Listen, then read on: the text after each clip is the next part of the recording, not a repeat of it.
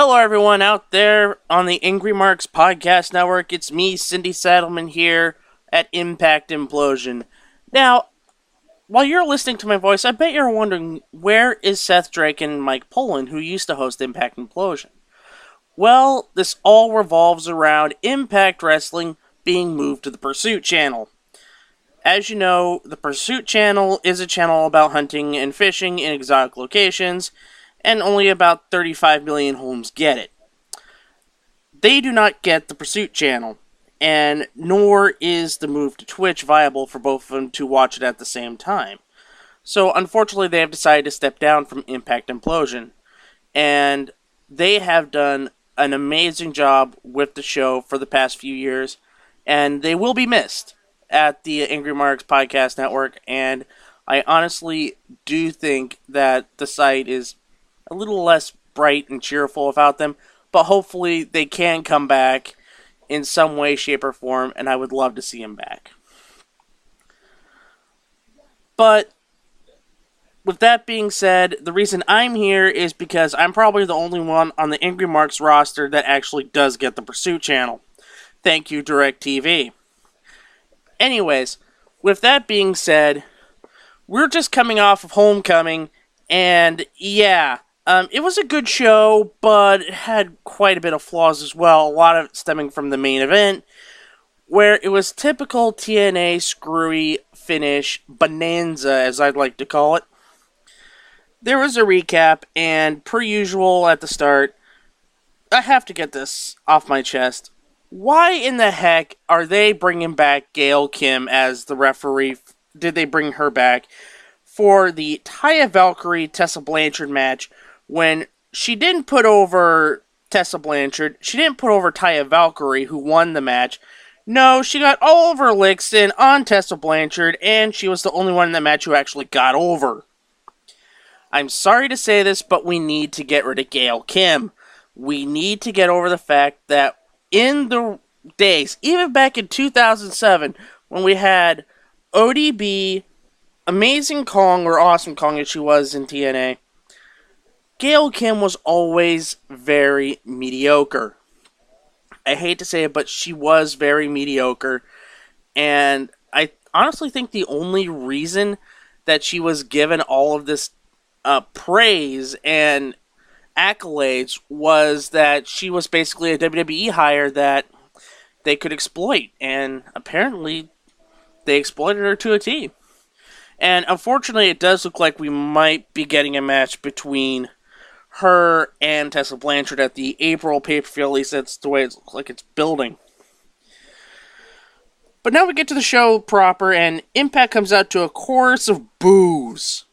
This stems from the end of the match when Brian Cage basically had Johnny Impact dead to rights, but then the tribe hath spoken and the Survivor Boys interfered. You know, the Brochachos and basically all of the castmates who people kind of remember from Survivor David vs. Goliath.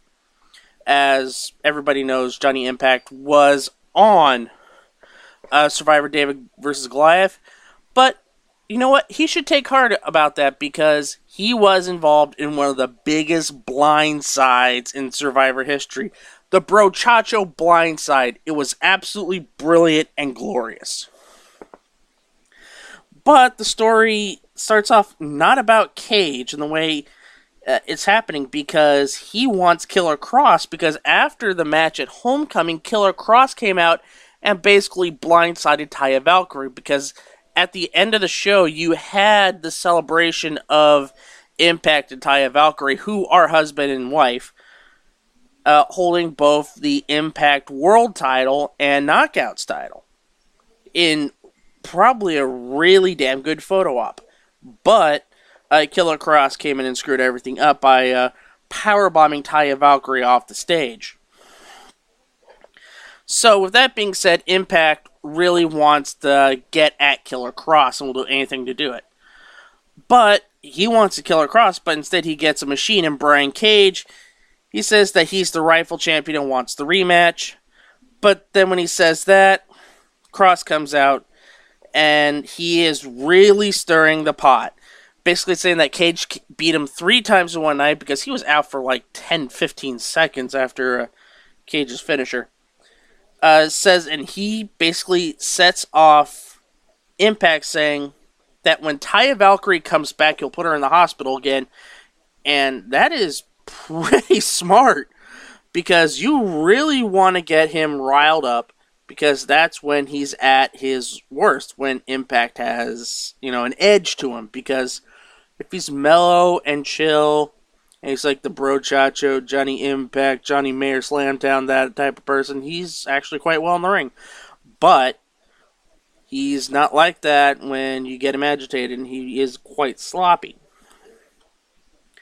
So basically, Cage tries to stop him from doing that. He eats a super kick.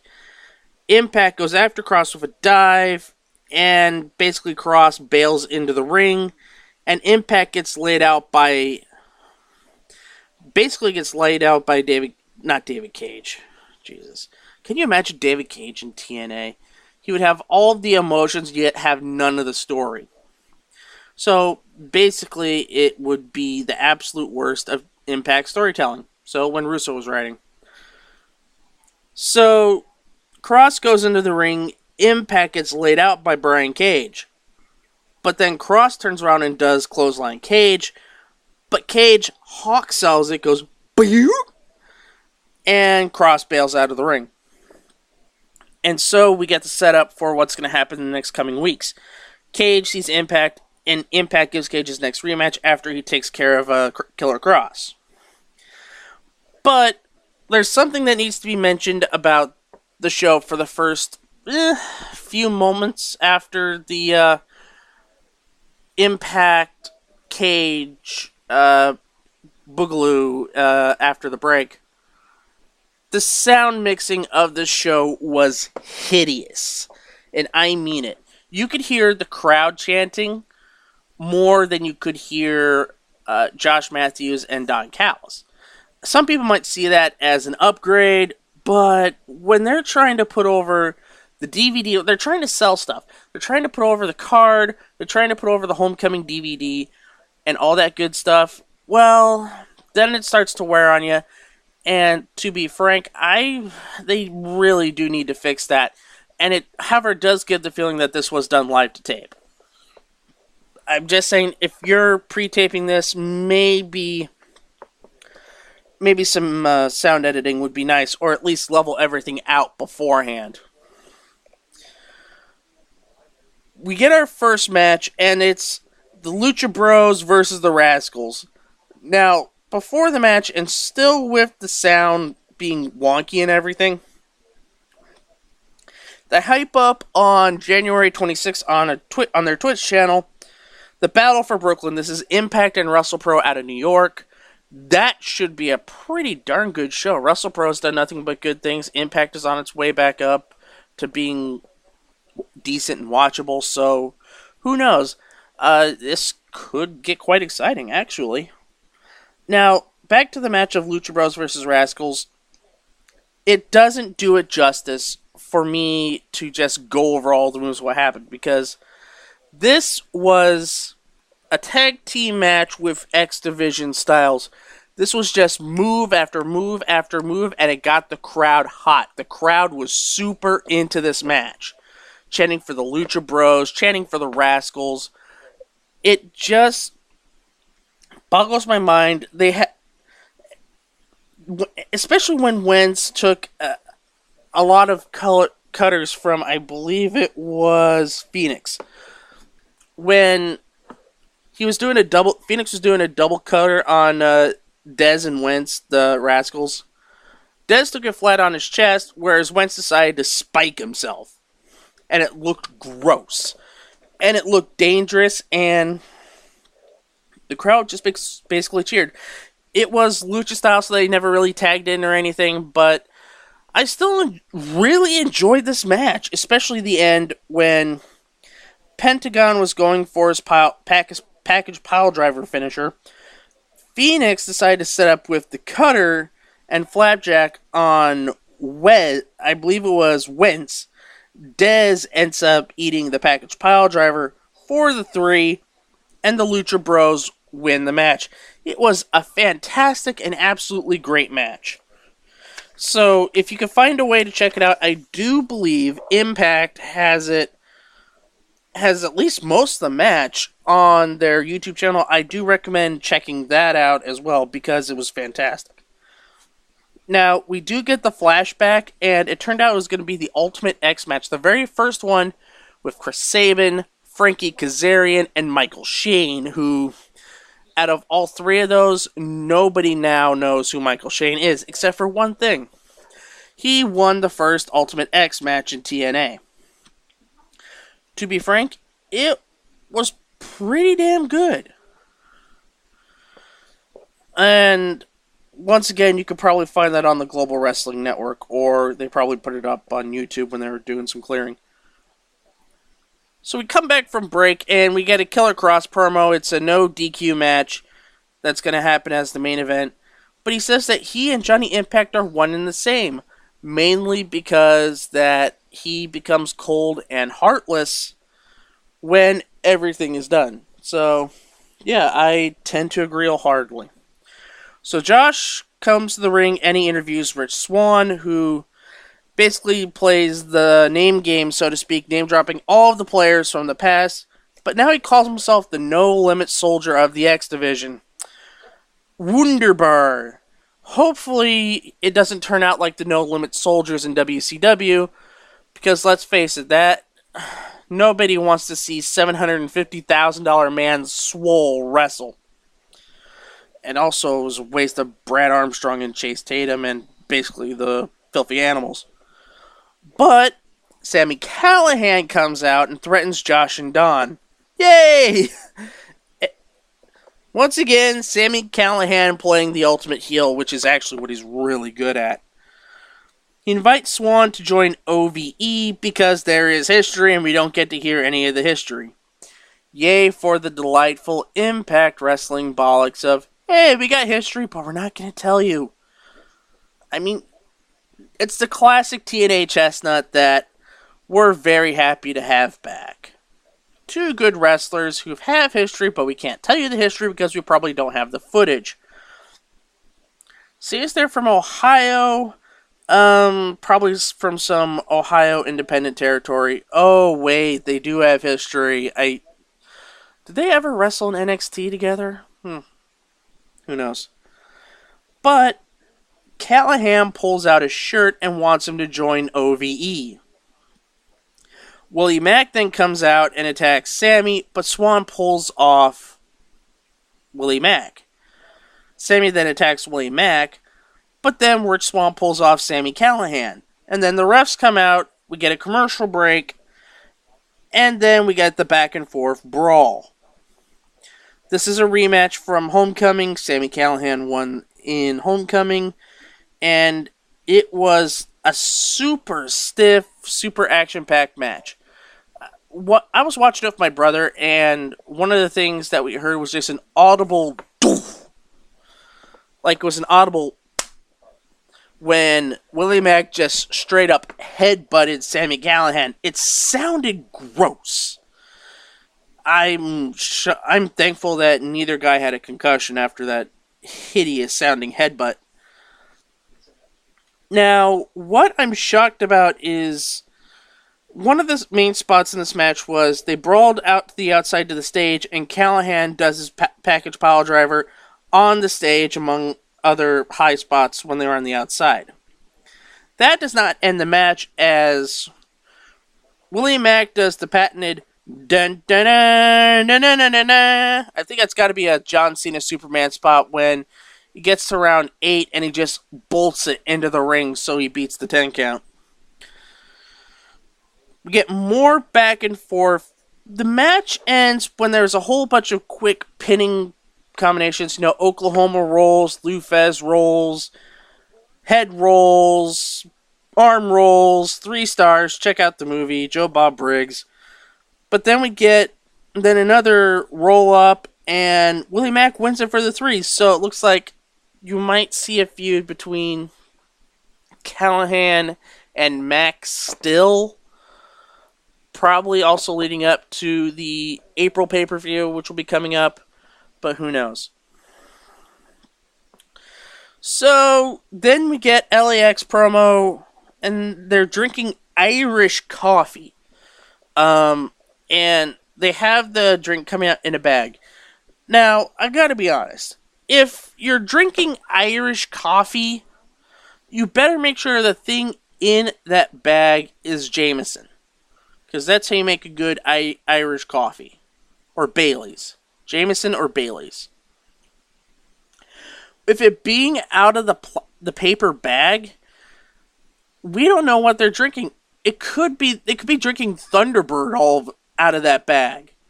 Or like some really cheap vodka or something. At least show us, or at least give the inclination that it could be a good Irish coffee. Come on, please. Anyway, there's something also that I have in my notes. While on the Pursuit Channel, they ran 2 commercials all night. It was the same 2 commercials for the Pursuit Channel. It was for the Bavarian Edge knife sharpener and the 35 Below socks. I guess these are hunting socks or something like that. And every time they had a commercial break, it was these same commercials. I guess when you're a lower tier channel, you don't get that many promotional people, and this is all you can get. I see this a lot with Buzzer, where they keep on rerunning ads for like charities like Shriners and Wounded Warrior Project now. So that's pretty much all they could get. LAX runs into OVE, they laugh, and that's going to set up like a tag team feud. I guess it's because they're the only tag team left that's not in the middle of a feud. But then we get to the Scarlett Boudreaux strip show. She starts to do her little dance, and then she gets interrupted by the Desi Hit Squad. Gamma decides to spout off how she has no scruples because she decides to take off her clothes. Rohit Raju decides to say pish posh to the entire thing and basically said that that Gamma actually wanted to see Scarlett strip. Go figure. Rohit Raju basically gets smacked for saying that and disrespecting the greatness that is Gamma Singh. This segment is just balls. But it is saved because of the greatness that is Scott Steiner in 2019. He basically just beats up the Desi Hit Squad. Gamma Singh fakes a heart attack, puts both of them in the Steiner recliner. Basically, Scarlett tells Steiner, if you wanted a front row seat, all you had to do was ask. And then there's a chair put in the ring for some odd reason, sits down, and then he gets the lap dance from Scarlett Boudreaux. Hooray! I guess the bright thing that came out of this was that behind the scenes, Jordan Grace posted a photo of both of them behind the scenes, and basically Big Papa Pump meet Big Mama Pump, basically. God, I love Jordan Grace. She's so amazing, not only in the ring, but when it comes to beating off perverts on Twitter. I wish I could have got a copy of her zine, DMs of an indie wrestler. Which, hopefully that does come back, or at least gets a second printing, or at least a second edition. Because after the whole Toni Storm thing, I'm pretty sure she's got fresh material. Gail Kim then cuts a promo, puts herself over. She doesn't even put over Taya Valkyrie over. She just puts herself over. I'm sick and tired of Gail Kim. Jesus Christ. Then we get something that WWE is kind of afraid to do, and that's a squash match. Tessa Blanchard beats up a jobber named Callie Collins. I I never heard of Kelly Collins before. I didn't even bother to look her up. I probably should have after I took the notes.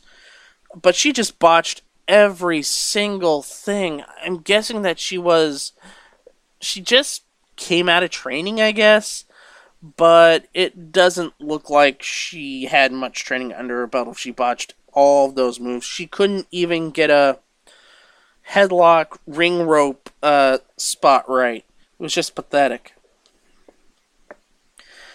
So, Mackenzie talks to Eddie Edwards, and he wants to move on from Moose, who he just obliterated. But then Eli Drake enters and says if he wants to hold the banner Hardcore and Kenny, yes, that's what Eddie Edwards calls his Kane. Kane Kenny? Kane. Caney. Kenny. It's a really, really big stretch. So it looks like the feud going forward will probably be Eli Drake and Eddie Edwards. But this is when things start to go south for the taping itself. Mainly because after shooting that promo, the lights and everything at the fairgrounds where they taped Impact went out. Everything just shut down. So it took them like 20 some odd minutes to get everything fixed, so they actually sent out a dark match. I think it was, I know Crazy Steve and some other guy who took part. But thankfully they were able to save the crowd. Tommy Dreamer says it was done because Eli Drake was furious. So that's a point on his part. Then after all that, we get an Allie and Sue promo. Allie says the bunny is dead and Rosemary won't get her back. However, when it comes to the coffin, Rosemary plays Mind Games. And basically says return to the shadows and all that good stuff. So, and it sets up a match for next week, which will be Jordan Grace versus Allie. Which should be fantastic. But now we get to the main event, which is Killer Kross versus Johnny Impact. And, oh my god. Where do I start with this one? You know, you had good matches all around this. It was a pretty good debut show for Impact on Pursuit, but then it gets bogged down by this match. It's a no DQ match where it was basically big spots and that was it. There was no like punches or kicks or anything like that. It was just set up big spot with plunder, do big spot with plunder. Set up big spot with plunder, do big spot with plunder. But the biggest thing is this. Killer Kross does the chair neck spot where he wraps Johnny Impact's neck with this chair and throws it into the steel post. And that is usually a finish to a match. Because he's hurt after all that. And yet, this match goes on for another 10-15 minutes. For no apparent reason. I couldn't care less about the match. Chair spots. Impact basically took a bunch of chairs from front row to bury Killer Kross. Didn't work. Tried to go for Starship Pain. Didn't work because Moose interferes and pushes Impact into the table that he laid out. Moose puts Impact in the ring, and Killer Kross beats Impact with a rear naked choke. Because Impact was out. Meh. It was not a good match, and not a good main event, in my opinion. However, needless to say that it looks like the feud going forward will be Moose versus Killer Kross for the next couple of months, because I really don't see how they're going to stifle Brian Cage again, unless they plan on treating him like Samoa Joe. And if that's the case, then they've really done it this time. Brian Cage is a marketable asset that you can keep for years. And yet, you still have Johnny Impact, who, let's be honest, is not over. He's not over with the fans. He looks good, but he's kind of somebody you really don't want to put your title on. to be honest. You can put the X Division title on him, you can put a tag team title on him, but he's not somebody you want to put a world title on. Sure, he might get you a few eyeballs, but he's going to get you the eyeballs short term. He's not going to get you the eyeballs long term. At least in my opinion, anyways. So yeah, that was Impact on Pursuit. Overall, it was a pretty good show. I am looking forward to the January 26th Impact vs. WrestlePro show on Twitch. They keep on making these proclamations that they want to get 15,000 subscribers on Twitch. Now, I want to be clear. There's a difference between followers and subscribers. Followers is pretty much free. Subscribers is that you actually pay like a few bucks a month. Like a tier 1 sub is like $5 a month. So if they get like 15,000 tier 1 subscribers at $5 a month, it's essentially $75,000 coming in a month for them from the fans. And in return they get emotes. But we know it's not all going to be tier 1 subs. Quite a few of them will probably be tier 2 subs or tier 3 subs, so they could get access to certain things like better emotes or maybe access to the backlog on Twitch. To be honest, I hope it goes well for them, because that would be a pretty cool way to branch out, and maybe this would be a good way to air Explosion, because right now it's not on TV.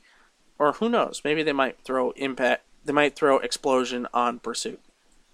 Anyway, that's going to do it for me. I hope you enjoyed this nice little premiere show of me on Impact Implosion. I will be back next week to talk about the show, and hopefully with a guest so we can enjoy all the frivolities. So, until then, this is Cyndi Seidelman saying good night and good luck.